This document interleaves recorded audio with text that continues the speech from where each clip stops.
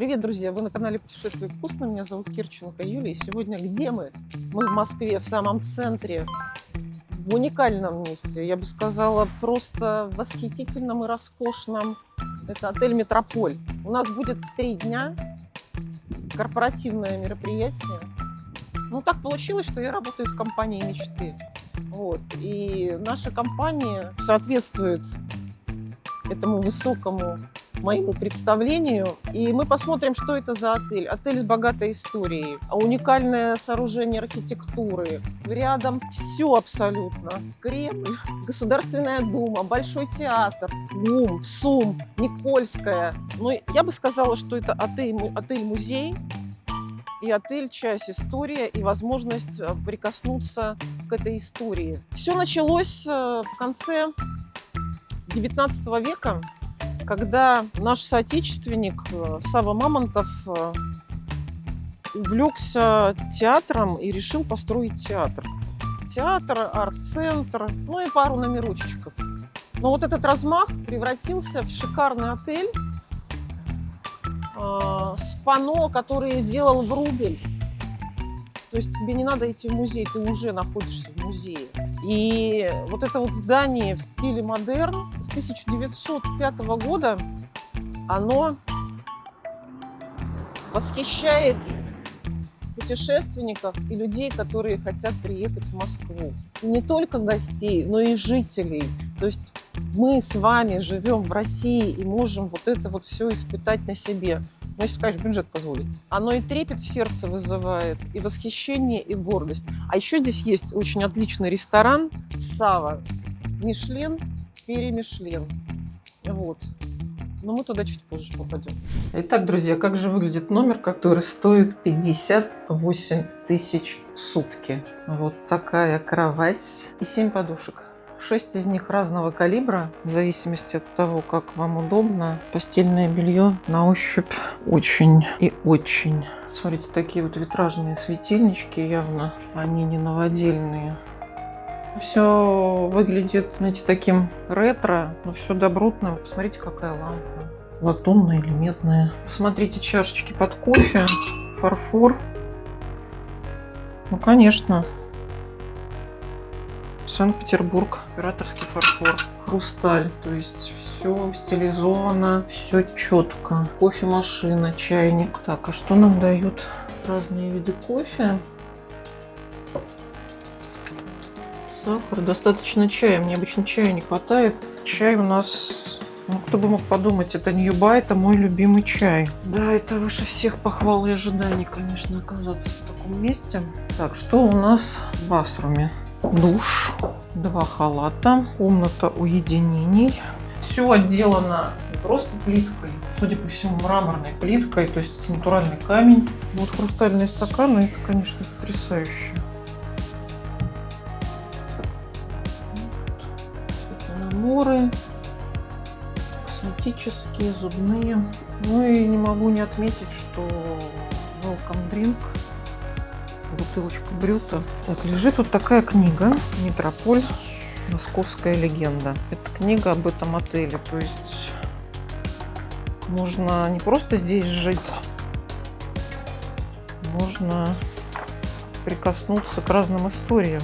Друзья, вот так выглядит номер моих коллег, когда вас двое. Посмотрите, сколько пространства и в каком стиле оформлен этот прекрасный рум. И наши глаза взор опускаются на комплиментарную бутылочку шампанского.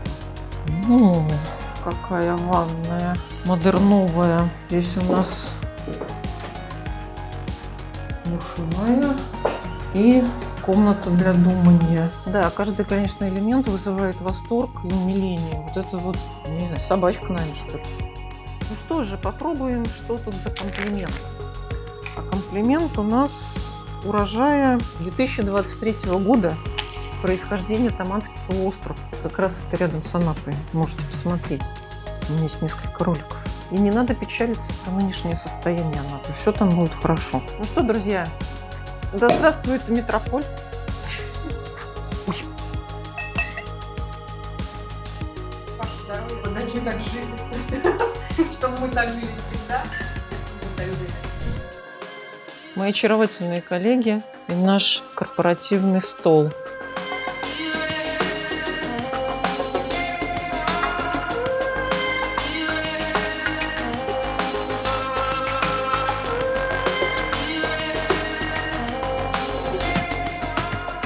У каждого меню очень изысканная еда, даже филе миньоны дают. И пошли ребята в пляс.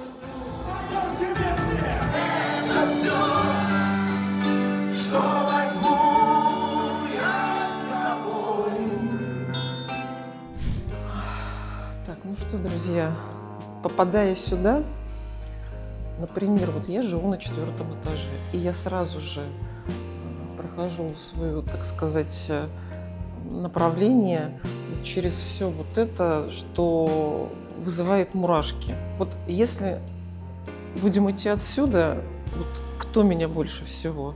Ну, конечно же, Пит Сампрос и Андре Агаси. Но Костя Дзю, он и так у нас светится часто. Можно идти вот по этой стороне. Сразу два ярких момента. Элтон Джон, Майкл Джексон. Джорджо Армани. Вадим, это специально для тебя. Бертольд Брехт, мой любимый. Ну, понимаете, Иосиф Виссарионович, Мао. Слушайте, ну здесь ассортимент Владимир Ильич, Свердлов, Троцкий, ну, Дягилев, Шаляпин. Ну и вот эта вот часть выставки, это люди, которые создавали этот невероятный отель, наш любимый Кекушев. Ну, конечно же, основатель всего это Сава Мамонтов. Вообще он хотел, чтобы здесь был театр, но судьба и зов времени распорядились иначе. Здесь построили этот отель, которому будет в этом году 120 лет, который восхищает и поражает всей своей массой, убранством и технологиями. То есть все практически осталось, как в те времена.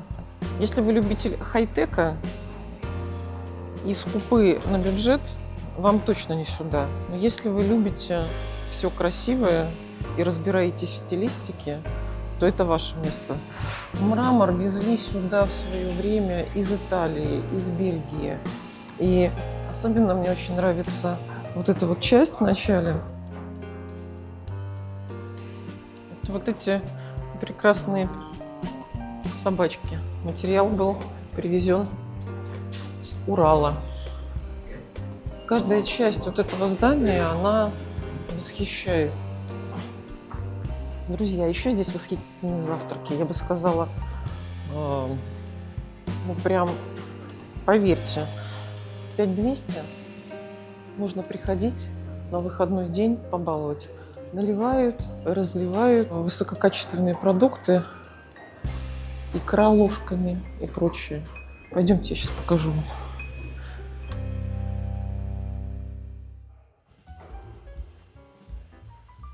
Итак, знаменитые завтраки Метрополя. Сыры, какие хочешь. Сладости, пирожные, классика. Сухофрукты, молоко всяких видов, мясо, ростбиф, ветчина, нерка, муксун, лосось.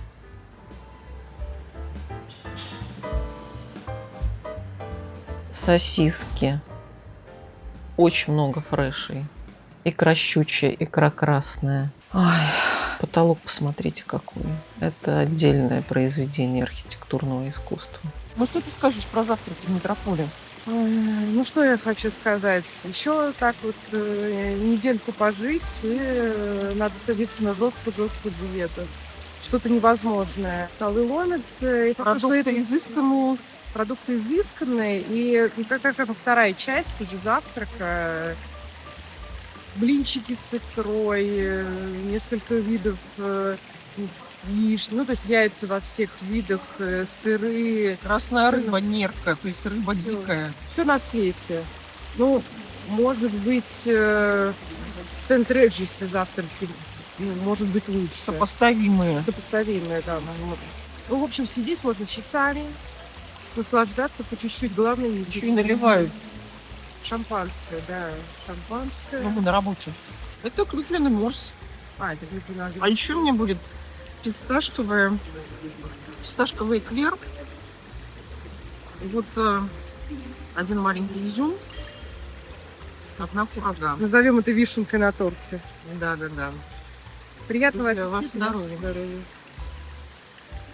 У нас каждый год на корпоративе какая-то тематика. В прошлом году были 90-е, а в этом году «Мастер и Маргарита». И вот наш прекрасный Иван был в роли Воланда. Аннушка и к вам придет обязательно. И я уверяю вас, ваши продажи увеличатся нехило. А с 2025 года Аннушек будет 2.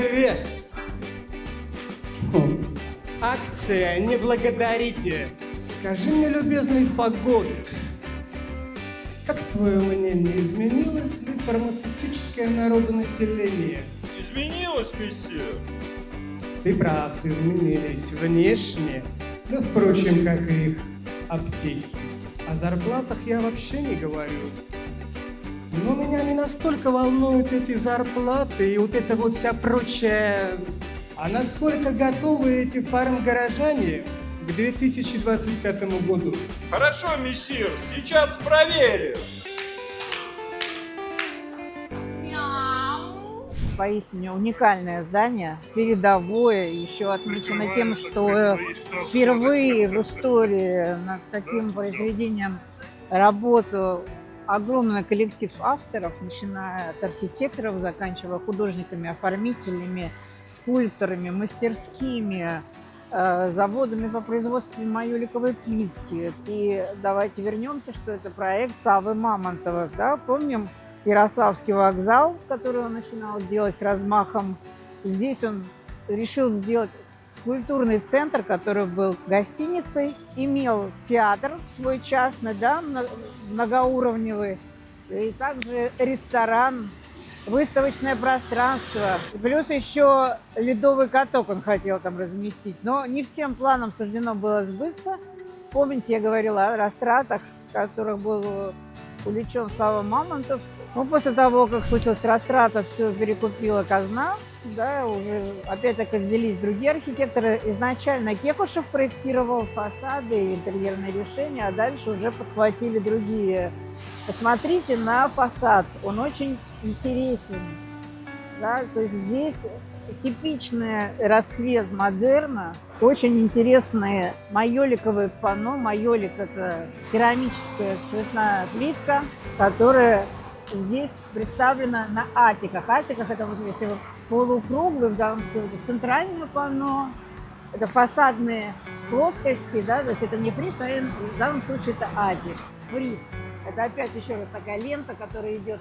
Одна идет скульптурная, и скульптуры исполнены в стиле модерн. То есть достаточно откровенные фигуры, которые аллегорично отсылают к временам года. И в какой-то момент даже православная церковь хотела запретить эти скульптуры, потому что они были такие передовые и достаточно откровенные. Да. Но общество все-таки настояло на том, чтобы разместить этот фриз. И, в принципе, он достаточно элегантен и изящен. Под ним идет лента уже майоликовой керамики. Вот она была исполнена на заводах Саввы Мамонтова. А также, если вы увидите, симметрично окнам кое-где расположены вазы, которые также были исполнены на заводах Саввы Мамонтова. Друзья, обратите внимание, вот здесь на фасаде написано: «Только диктатура пролетариата в состоянии освободить человечество от гнета капитала». А первоначальный текст был: «Опять старая история. Когда выстроишь дом, то замечаешь, что научился кое-чему». Фридрих Ницше. Ну вот видите, как такую добрую философию заменили на диктатуру пролетариата. Друзья, вот здесь же гастрономическое место. И сегодня мы с вами... Ну, вы посмотрите, а я попробую, что же все-таки дают в знаменитом ресторане Савва. Вот, а сейчас пойдем в отельчик.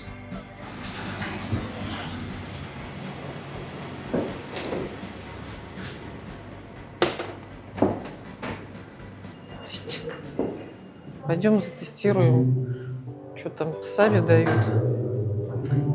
Говорят, там что-то невероятное. Там лучший ресторан, Мишлен-перемишлен. Но при этом такая достаточно русская кухня. И очень интересно, смогут ли они меня удивить, и смогу ли я вам эту эмоцию передать. В общем, пошли. Здрасте, на 14 часов столик. На чье имя? Юлия. Знаете, я вот шеф-повара Андрея Шмакова встречала в разных там роликах и читала о нем. И вот, наконец-то, я попала в этот ресторан. Вообще, вот то, что он пишет, я сейчас процитирую. Судя по меню, здесь достаточно все такой наш традиционный русский набор. Но используются французские технологии, итальянские свежести, скандинавская сдержанность и русская душа. Итак, значит, на чем мы остановились?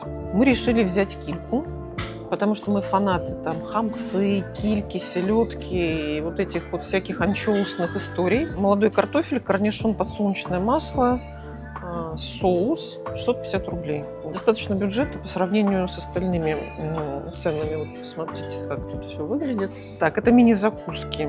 Под них, конечно же, вы сами понимаете, будет рюмочка холодненькой, беленькой. Угу. Из супов. Вот Лена будет щи из кислой капусты, а я буду борщ. Щи с добавлением брусники. А в борще будет утка и вишня. Посмотрим, что это такое. Ну и традиционно мы попробуем филе миньон и картофельное пюре. Но это уже, видимо, будет с Red Wine. Пока ваше здоровье H2O. Ну, традиционно начинается все с корзины хлеба с комплементарными вот этими всеми штуками. Очень крутые хрустики. Чем-то напоминает норвежский хлеб. Видите, так как здесь нотки Скандинавии, вот они, нотки Скандинавии, уже присутствуют. И вот какой-то интересный хлеб. Тут вот сырные намазочки. Уже даже с первого вкуса рецепторы рвутся. Тут с какой-то паприкой. Ну-ка, беленькая попробуем.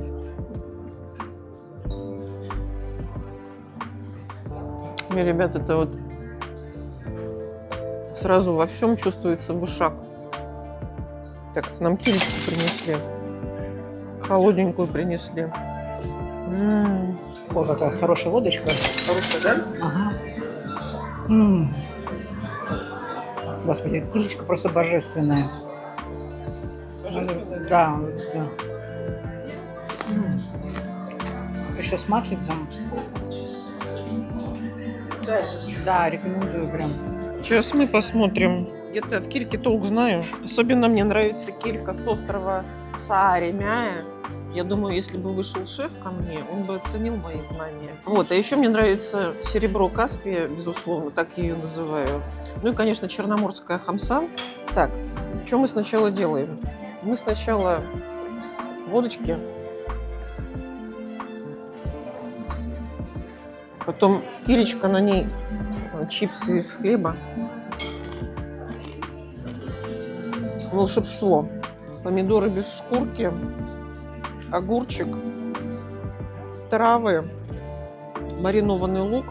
В общем, здесь вот на несколько укусов, но ты наслаждаешься. Ты не просто в нее ешь, а я еще получаю дополнительное удовольствие, потому что я этим с вами делюсь. Так что всего вам хорошего. Так, друзья, ну вот Елене принесли щи. Я думаю, что она мне позволит ложечку попробовать потом. Грузди в сметане, сметана. А у меня борщ. Ну вот посмотрите, как он выглядит. Я не знаю, что теперь с этим делать. Это как-то... вот, снимать. Не, ну я это тоже съем, конечно. Выглядит очень насыщенно. Без сметаны? Да, я попробую без сметаны.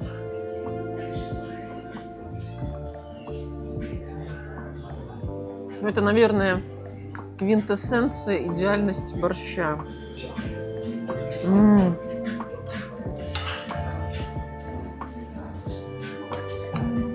Das ist fantastisch. Это похоже на северные щи.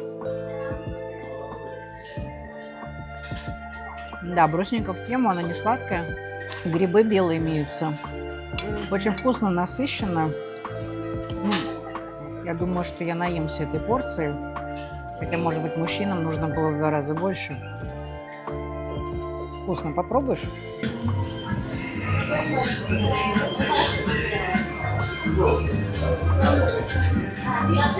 Сейчас попробую вот этот пирожочек, который сверху был. Для тех, кто боится худеть, как я. Поэтому я ем такие булки. Ваше здоровье. Запиваю это все гремучей водой, или как она называется? Огненной. Огненной водой. Борщ фантастика вообще. У меня мама говорит, как вино.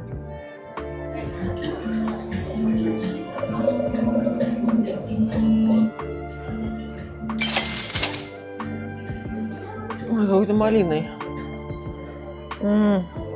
Прям малиной.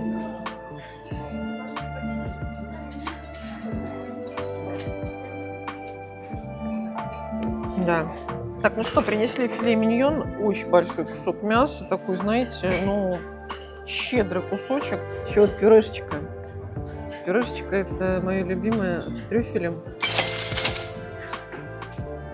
Ну, это отдельное блюдо совершенно. Его можно брать отдельно.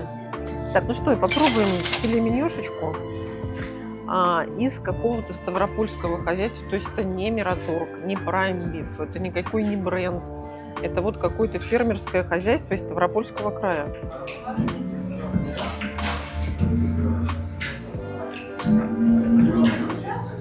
Да. Очень хорошо.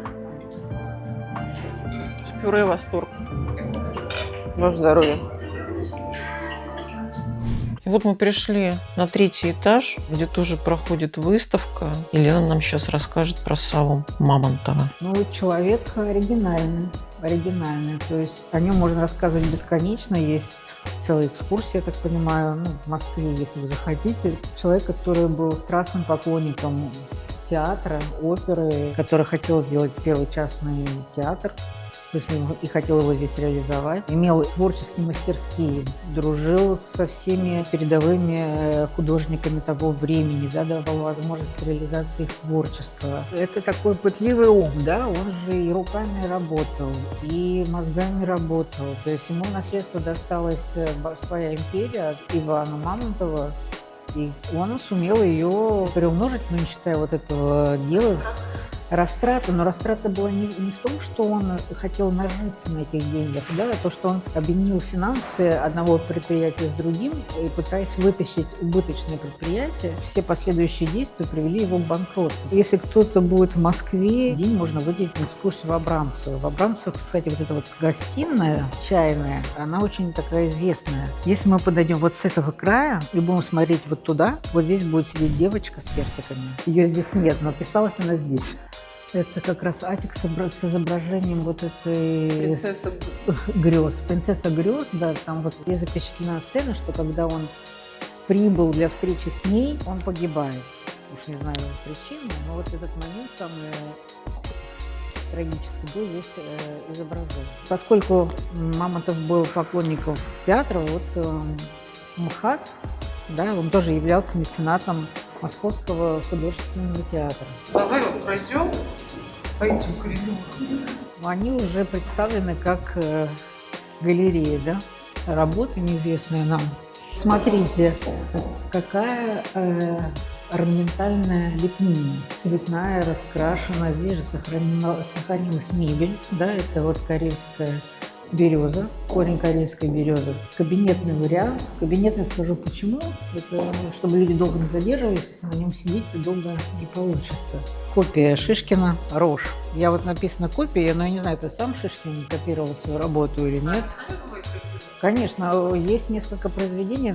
У Куинджи, кстати, вот эта «Ночь над Днепром», это не одна, штуки 3. Да.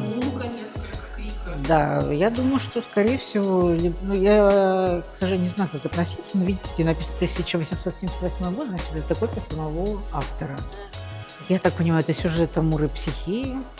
это очень распространенная история, хотя не знаю, может, просто какие-то влюбленные. Но не менее важно тумба, на которой она стоит. Посмотрите, какое исполнение.